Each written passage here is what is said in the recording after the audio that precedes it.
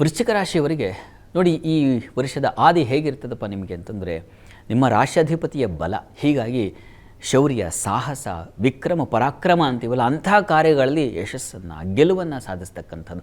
ಜಗಜ್ಜಟ್ಟಿಗಳು ಅಂತೀವಲ್ಲ, ಆ ರೀತಿಯಲ್ಲಿ ಹಿಡಿದ ಕೆಲಸವೆಲ್ಲ ಜಟ್ಟಿತನದಿಂದ ಮಾಡಿ ಮುಗಿಸ್ತಕ್ಕಂಥ ಶೌರ್ಯ ಅದು ನಿಮ್ಮೊಳಗೆ ಉಂಟಾಗುತ್ತೆ. ಸಹೋದರ ಬಾಂಧವ್ಯ ತುಂಬ ಸಮೃದ್ಧವಾಗಿರುತ್ತದೆ. ಅನುಕೂಲಗಳು ಮತ್ತು ಸೇವಕರು, ಸಹಾಯಕರಿಂದ ಹೆಚ್ಚಿನ ಅನುಕೂಲ ಉಂಟಾಗ್ತಕ್ಕಂಥದ್ದು. ಪೆಟ್ರೋಲಿಯಂ ಕ್ಷೇತ್ರಗಳಲ್ಲಿ ಇರತಕ್ಕಂಥವರಿಗೆ, ರಿಯಲ್ ಎಸ್ಟೇಟ್ ವ್ಯಾಪಾರಿಗಳಿಗೆ ತುಂಬ ಸಮೃದ್ಧವಾದ ಫಲ ಕಾಣಲಿಕ್ಕೆ ಅವಕಾಶ ಇದೆ.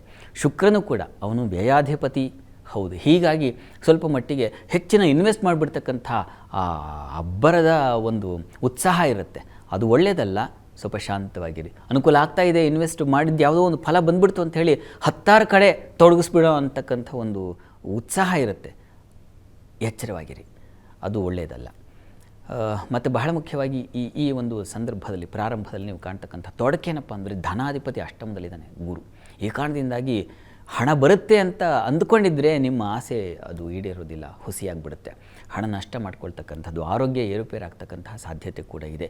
ಮುಖ್ಯವಾಗಿ ಆತ್ಮೀಯರ ಜೊತೆಗೆ ಜಗಳಗಳು, ಆತ್ಮೀಯರ ಜೊತೆಗೆ ಏನೋ ಒಂದು ಮನಸ್ತಾಪಗಳು, ಅವರಿಂದ ನಷ್ಟ, ಅಪಮಾನ, ಅಪವ್ಯಯ ಇವುಗಳೆಲ್ಲ ನಿಮ್ಮನ್ನು ಕಾಡಿಬಿಡುತ್ತೆ. ಜೂನ್ವರೆಗೆ ಕುಜನ ಶುಕ್ರನ ಬಲ ಇರಬಹುದು, ಆದರೆ ಗುರು ಬಲ ಇಲ್ಲ. ಈ ಕಾರಣದಿಂದಾಗಿ ಬಹಳ ಎಚ್ಚರಿಕೆ ಬೇಕು. ಮಾತಿನಲ್ಲಿ ಎಚ್ಚರ ವಹಿಸಿ. ವಿದ್ಯಾರ್ಥಿಗಳು ಎಚ್ಚರಿಕೆಯಿಂದ ಏನು ಓದ್ತಾ ಇದ್ದೀರ ಗಮನ ಇಟ್ಟು ನಿರ್ಲಕ್ಷ್ಯ ಮಾಡದೆ ಅಧ್ಯಯನದಲ್ಲಿ ಆಸಕ್ತಿ ಬೆಳೆಸ್ಕೊಳ್ಳಿ. ಕಾರಣ ಗುರು ಬಲಹೀನನಾಗಿದ್ದಾನೆ. ಜೂನ್ವರೆಗೆ ನಿಮಗೆ ಆ ರೀತಿಯ ತೊಡಕಿದೆ. ಜೂನ್ನಲ್ಲಿ ನಿಮಗೆ ಮತ್ತು ಅದೃಷ್ಟ ಕಾಲ ನಿಮ್ಮ ರಾಶಿಗೆ ಯಾವಾಗ ಅಂದರೆ ಜೂನ್ ನಂತರ ಗುರು ಪರಿವರ್ತನೆ. ಆಗ ನಿಮಗೆ ನೋಡಿ ಹೊಸ ಬಗೆಯ ಅವಕಾಶಗಳು, ಹೊಸ ಆಲೋಚನೆಗಳು. ಅದೃಷ್ಟ ಅಂತಂದ್ರೆ ಏನು, ಗೊತ್ತಿಲ್ಲದೆ ಕರೆಯಿಂದ ಎಲ್ಲ ನಿಮಗೆ ಸಹಾಯ, ಅನುಕೂಲಗಳು ಉಂಟಾಗ್ತಕ್ಕಂಥದ್ದು. ವೃತ್ತಿಯಲ್ಲಿ ಒಂದು ವಿಶೇಷವಾದ ಮಾನ್ಯತೆ ಸಿಗ್ತಕ್ಕಂಥದ್ದು, ಗೌರವ, ಪ್ರಶಂಸೆಗೆ ಪಾತ್ರರಾಗ್ತಕ್ಕಂಥದ್ದು, ಧನ ಸಮೃದ್ಧಿ ಉಂಟಾಗ್ತಕ್ಕಂಥದ್ದು, ಅಧ್ಯಯನ, ಸಂಶೋಧನೆ, ತಂದೆ ಮಕ್ಕಳಲ್ಲಿ ಪ್ರೀತಿ ವಿಶ್ವಾಸಗಳು, ಮಾನ್ಯತೆ ಬೆಳೀತಕ್ಕಂಥದ್ದು. ಈ ರೀತಿಯಲ್ಲೆಲ್ಲ ಸುಕೃತ ಅಂತ ಅದಕ್ಕೆ ಹೆಸರು. ಆ ರೀತಿಯಲ್ಲೆಲ್ಲ ಶುಭ ಫಲವನ್ನು ಕಾಣ್ತೀರಾ ಜೂನ್ ನಂತರದಲ್ಲಿ.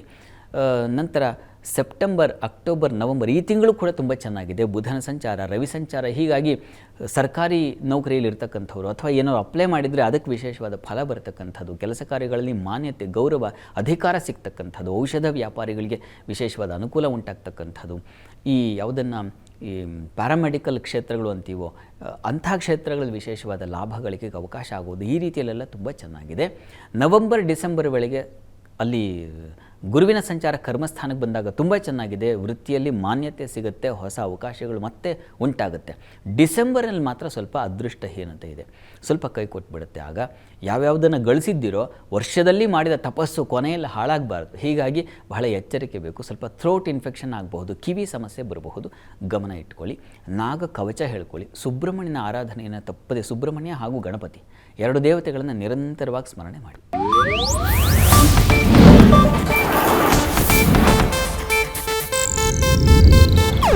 ಇದು ಏಷ್ಯಾನೆಟ್ ನ್ಯೂಸ್ ನೆಟ್ವರ್ಕ್ ಪ್ರಸ್ತುತಿ.